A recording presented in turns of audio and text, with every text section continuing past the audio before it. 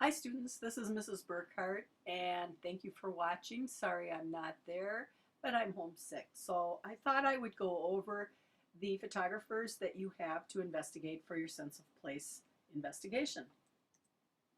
The first one you've seen a little bit of, it's Ansel Adams, and he's a really interesting guy. He was a naturalist and worked in California, and he actually had a really unusual childhood. Today we would talk about him as being ADD. He went to many schools. Finally, his father brought him home and homeschooled him because he had so much trouble in school focusing on classwork. So his first love was the piano, and then his father actually got him a camera, and that's what really took off and what he's really known for today. This is a photo that we've seen already, evening McDonald Lake Glacier National Park from 1941, and it's a really, really famous photo. He took a lot of these photos in the Sierra Nevadas in California, but other places as well.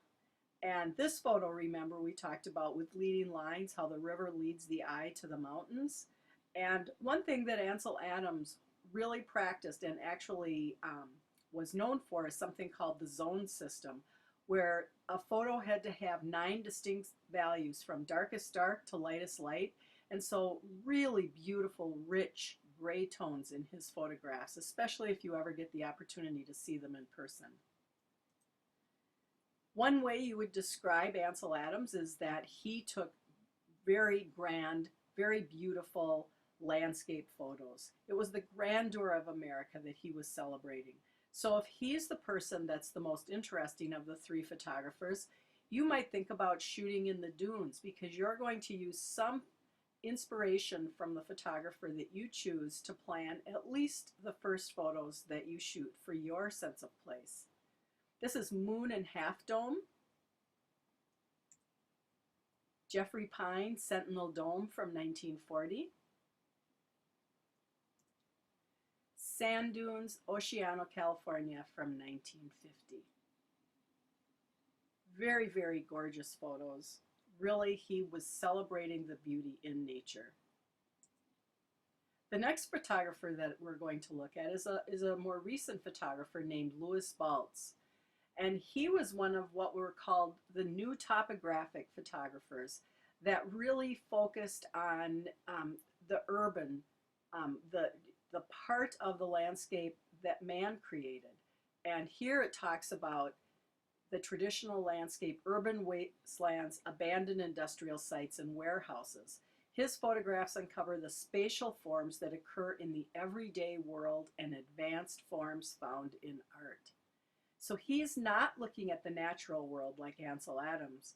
He's really looking at how man has created these industrial places, and often very geometric. You really notice the absence of people and the absence of natural forms in his work.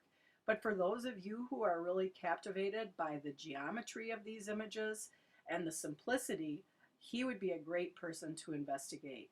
Some places that you might shoot for his work would be some of the doors of the school, the back of the school. All around the school, there are wonderful places that have these geometric rectangular forms. Here's another one of his.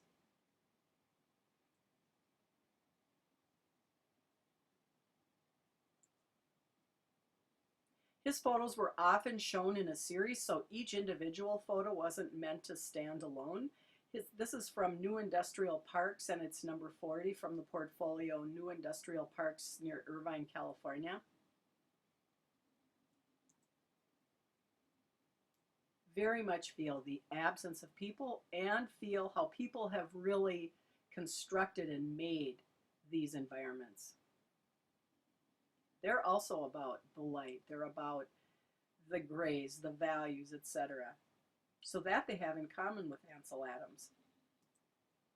The third photographer is Imogen Cunningham, and a woman, and we're going back earlier in the 20th century. She is also very interesting if we look into her life. She moved to San Francisco in 1917 with her husband, and there she met Edward Weston, one of the photographers that we study in Photo 2, and Ansel Adams, our first photographer, and founded an important group called Group F64, which promoted photography and helped to establish it as an art form. If you're more interested in close-up intimate spaces, I would recommend that you use an Imogen Cunningham. You don't have to shoot flowers. Any place where you're really looking up close, possibly with a large aperture, but not necessarily, to look possibly at the beauty, but also at the texture, the form, the shape. And these could be man-made or they could be natural. For instance, if we go out to the dunes, you might want to get close up to some of the structures, the forms, the leaves, the dirt mounds, even footprints in the sand that you find in the dunes. She also has this interesting photo, Unmade Bed. Much different than the others, still an intimate sort of photo, very much about the darks and lights and grays, but finding the beautiful in just the way that the sheets have created such beautiful folds and gray tones. Notice that the hairpins, especially the black ones, are almost on the left thirds line, and contrast is such an important term for determining where your center of interest is and for determining if it satisfies the rule of thirds.